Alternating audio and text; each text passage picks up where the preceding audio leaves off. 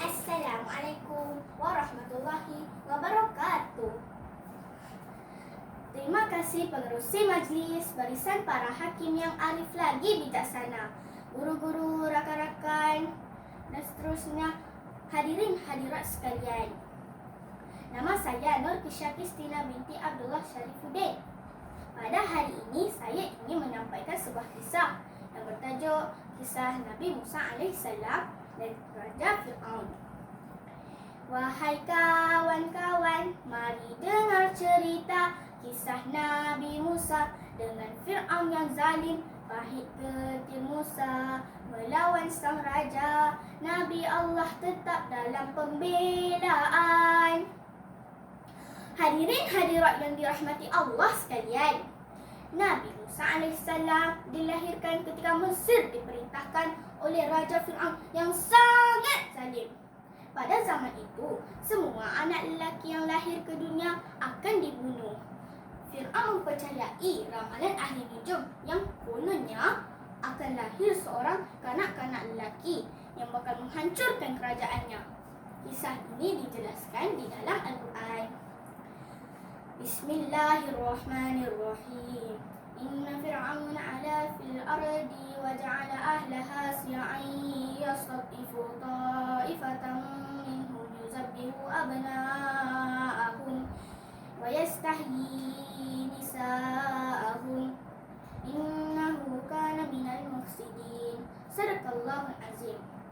Maksudnya, mereka menyembelih anak-anak lelaki dan membiarkan hidup anak perempuan mereka. Surah Al-Qasas ayat 4. Daripada peristiwa tersebut, kita sebagai manusia janganlah membeza-bezakan antara anak lelaki dan perempuan. Setiap kanak-kanak yang dilahirkan ibarat selai kain putih dan ibu bapa lah yang mencorakkannya. Baji bukan sebarang baji. Baji besi Puan Dahlia. Bayi bukan sebarang bayi, bakal menjadi Rasul yang mulia. Hadirin hadirat yang dikasihi, ibu Nabi Musa bernama Yukabad, manakala ayahnya bernama Imran daripada keturunan Nabi Yakub. Dalam bersembunyi, Nabi Musa dilahirkan. Alangkah terkejutnya Yukabad yang dilahirkannya seorang lelaki. Ketika usia Nabi Musa mencecah 3 bulan, Allah mengilhamkan Yukabad untuk menghanyutkan Nabi Musa di sungai Nil. Setelah dimasukkan di dalam sebuah peti besi demi keselamatan Nabi Musa dengan iringan doa. Ya Allah, kuserahkan keselamatan anakku ini di bawah perlindungan-Mu. Akhirnya, peti besi itu dijumpai tersangkut di celah pohon pokok oleh dayang-dayang Asia, isteri Fir'aun. Lalu mereka membuka peti tersebut. Tak kala Asia melihat bayi yang sangat comel itu, timbul rasa kasih dalam hatinya. Lalu bayi itu diambil dan digendongnya. Bayi itu diberi nama Musa yang bermaksud pohon dan air. Begitulah kawan-kawan, kasih seorang ibu kepada anaknya walau apa jua rintangan. Kita jangan lupa berdoa dan bertawakal kepada Allah demi keselamatan anak yang dikasihi. Hadirin hadirat sekalian, membesarlah Nabi Musa di dalam istana Raja Fir'aun sebagai anak yang dimanjakan dan ditatang, umpama menatang minyak yang penuh. Allah mengurniakannya kesempurnaan fizikal dan rohani sebagai perisai bagi meneruskan hidup di dalam keluarga musuh agama. Bahan persengketaan mereka bermula suatu peristiwa pergaduhan dua lelaki daripada kaum Raja Fir'aun dan Nabi Musa. Kemunculan Nabi Musa sebagai pelerai pergaduhan mengundang padah. Satu hayunan tumbukan Nabi Musa menyebabkan Fatun jatuh ke tanah tidak bernyawa. Apabila kisah ini terbongkar, Raja Fir'aun sangat murka lalu bertitah, tutup semua pintu laluan Musa dan hadapkan kepada beta. Hadirin hadirat sekalian, silat langkah jadi dipaku, silap langkah diri diburu. Bermulalah episod baru di dalam kehidupan Nabi Musa, daripada anak kesayangan yang ditatang kepada penjenayah yang diburu. Nabi Musa terpaksa menjadi pelarian keluar dari negara Mesir sambil berdoa. Bismillahirrahmanirrahim. Fakhraja minha khaifan yataraqqab. Qala rabbi najjini minal qaumiz zalimin. Sadaqallahul azim. Maksudnya, wahai Tuhanku, selamatkanlah aku daripada orang-orang yang zalim. Dalam kesempatan bercakap secara langsung dengan Allah di Bukit Tursina, Allah memerintahkan Nabi Musa untuk berdakwah kepada Raja Fir'aun yang semakin sesat dan mengaku dirinya sebagai Tuhan.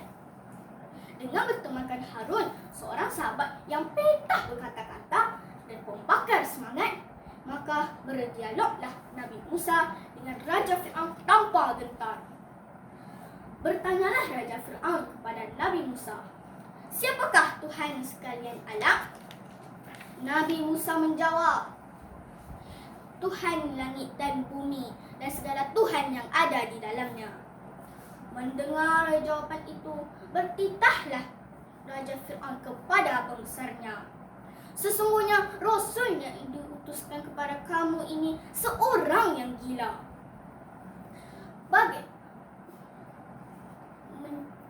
mencurah air ke daun keladi. Mujadalah Nabi Musa kepada Raja Fir'aun tidak mendatangkan kesedaran seperti yang diharapkan. Malah ia menjadi semakin takbur, lalu bertitah, "Tunjukkan bukti kebenaran kata-katamu." Nabi Musa menerima cabaran itu. Lalu dia melemparkan tongkat. Lalu menjelmalah seekor ular yang besar menghalang Raja Fir'aun hingga terpaksa melarikan diri dari singgasana. Dalam surah Asy-Syu'ara ayat 32, Allah berfirman, Bismillahirrahmanirrahim. Fa'alqa asahu fa'iza hiya tha'banun mubin. Sadaqallahul azim. Maksudnya, maka Musa melempar tongkatnya. Tiba-tiba tongkatnya berubah menjadi ular yang besar dan nyata. Ya kawan-kawan, sebagaimana yang kita tahu, mukjizat hanya diberi kepada Nabi dan Rasul sahaja.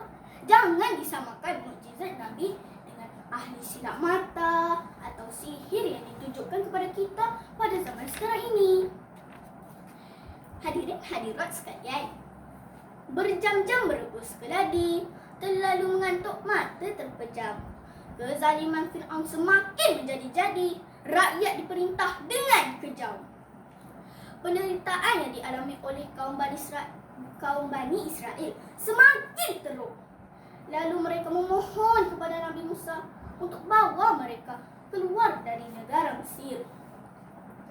Atas persetujuan Nabi Musa, lalu bertolaklah mereka ke Baitul Maqdis di Palestin. Mereka berjalan beramai-ramai kerana takut dikesan oleh tentera Raja Fir'aun. Menjelang fajar menyingsing, sampailah mereka di pesisiran Laut Merah. Bersuaralah sahabat Nabi Musa, Yusha bin Nun. Di belakang musuh mengejar, di depan laut terbentang. Bagaimana harus kita melepasinya? Lalu Nabi Musa menjawab, "Jangan khawatir, Allah pasti akan menolong kita, memberikan jalan keluar daripada cengkaman mereka dalam saat genting." Tak kala Raja Fir'aun dan bala tenteranya semakin hampir, Allah berfirman, "Wahai Musa, pukullah tongkatmu." Dengan izin Allah, terbelahlah Laut Merah dan menyeberanglah mereka dengan selamat. Raja Fir'aun dan bala tenteranya menyangka laluan itu selamat untuk mereka. Dengan angkuhnya, Raja Fir'aun dan bala tenteranya menyeberangi lautan yang terbelah itu. Ketika berada di tengah-tengah, Allah mengembalikan laut itu seperti sedia kala. Lemaslah mereka di perut laut. Berakhirlah riwayat Raja Fir'aun yang kononnya hidup abadi, tidak akan mati-mati lagi. Dalam surah Al-Mu'min ayat 39 Allah berfirman, Bismillahirrahmanirrahim.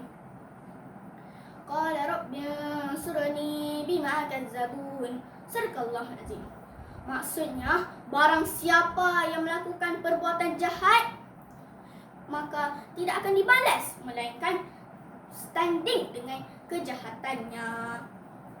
Daripada kisah tadi, dapat saya petik 5 pengajaran. Yang pertama, kekuasaan Allah tidak dapat ditandingi. Yang kedua, hanya Allah tempat kita memohon pertolongan. Yang ketiga, kehidupan manusia di bawah urusan takdir Allah. Yang keempat, iman adalah penyelamat manusia. Yang kelima, kesabaran kunci setiap perjuangan hidup. Sebelum mengundur diri, dengarkanlah alunan saya.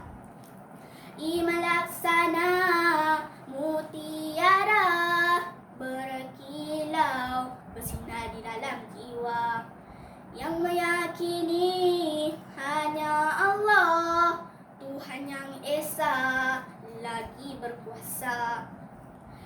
Wabillahi taufiq wal hidayah. Wassalamualaikum warahmatullahi wabarakatuh. Sekian, terima kasih.